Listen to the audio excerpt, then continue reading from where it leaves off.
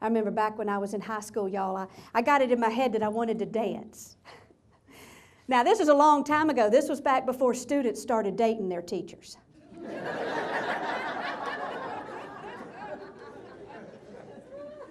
I was afraid to even ask to sharpen my pencil. And I don't know, but our teachers back then, I'm not speaking for y'all, but mine where I grew up, our teachers, they weren't these hot little numbers like they are today. Our teachers were tired old bitter people. They smelled like moss and cough drops. Miss Peterson had a mole with hairs growing so long you could trip over it. But I got it in my head that I wanted to dance. No thanks to my sister, who's like, you gotta be kidding. You run across the street, it takes your rear end an extra day just to catch up. I know, bless my heart. I have always struggled with my weight. I will admit that face up. It's been one of my crosses to bear. I'm usually twice this size, but I got on me a pair of them suck me in skivvies. That's probably too much information.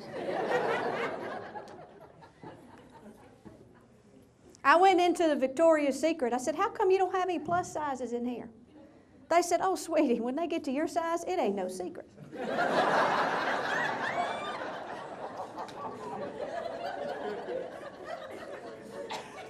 That's not what I call good customer service.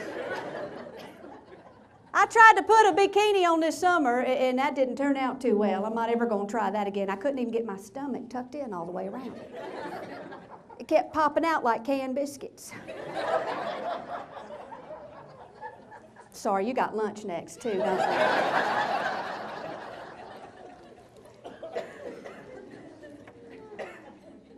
But I got it in my head that I wanted to dance. No thanks to Mama, who said, why don't you try swimming? They'll make some suits that'll minimize your thighs. No thanks to Daddy, who said, I don't care what you want to be, just be it outside. And take out the trash. Dream killers. But I had decided that the best place for my newfound talent to manifest itself was going to be cheerleading tryouts. I know, I wasn't the brightest bulb in the pack. Still not. And I had 2 weeks to get ready, y'all. I danced every afternoon for 2 weeks in my carport. I danced till my feet bled. When I danced, I felt free. When I danced, I felt beautiful. When I danced, neighbors called 911. Widow Jenkins asked me, you having a seizure? They put a glass jar up in the convenience store with my picture on it asking for donations. But what did they know? Okay, apparently a little more than I did. Because the cheerleading tryouts didn't exactly go the way I'd planned. How did I know? Why don't we just say the laughter was a pretty good indication. I remember the row of cheerleaders, the judges, and all their ironed out hair and their perkiness. And it wasn't just behind my back polite twitters of laughter either. It was in my face, side-splitting guffaws of laughter. Every head was thrown back, so all I could see was this row of nostril tunnels and dangling tonsils. I was devastated, beyond devastated. I was locked myself in my room with Sean Cassidy and a 6-pack of Tab devastated.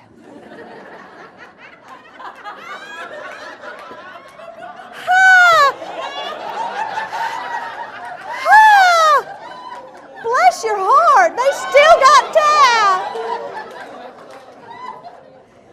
She's got a Tab in her hand. First time that's ever happened. You got Sean Cassidy on your MP3 player? Because you're going to follow me around to the next show if you do. Sometimes the best things in life happen when you come off script. Remember that. But I was devastated. I remember telling Mama, I don't want to go back to school, and I handed her my application for Ladies of Grace Home for unwed mothers.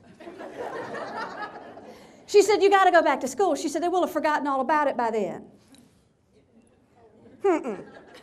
They had not forgotten all about it. Every time I turned a corner, I'd see somebody mocking another one of my original dance combinations. Because I invented the running man and the hammer, thank you, first. It was me. I'd see somebody flailing around the floor like they were having a seizure, except for Harvey's. His was for real, but he turned out to be okay. I wrote that down in my journal as one of my worst days, the day I learned I couldn't dance. But if I'd known then what I know now, I would have danced anyway.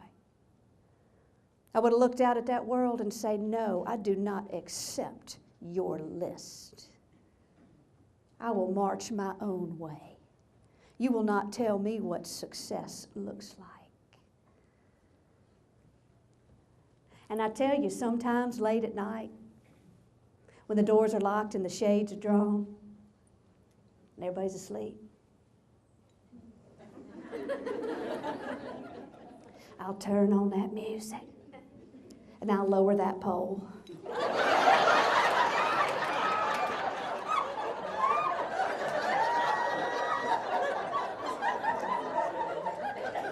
Some of you laughing a little too hard. I'm just saying.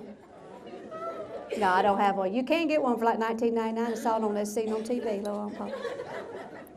But I'll turn on that music. And I'll dance. And sometimes, y'all, I don't care what anybody says.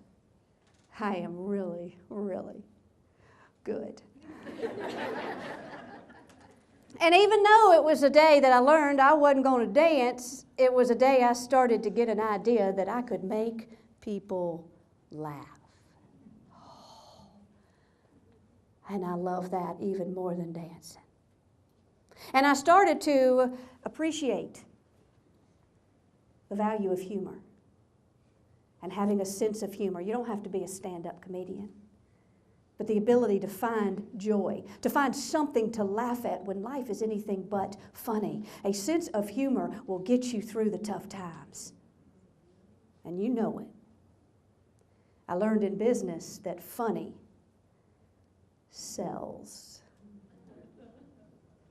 I guess because if you can make people laugh and they have that good, positive, emotional connection,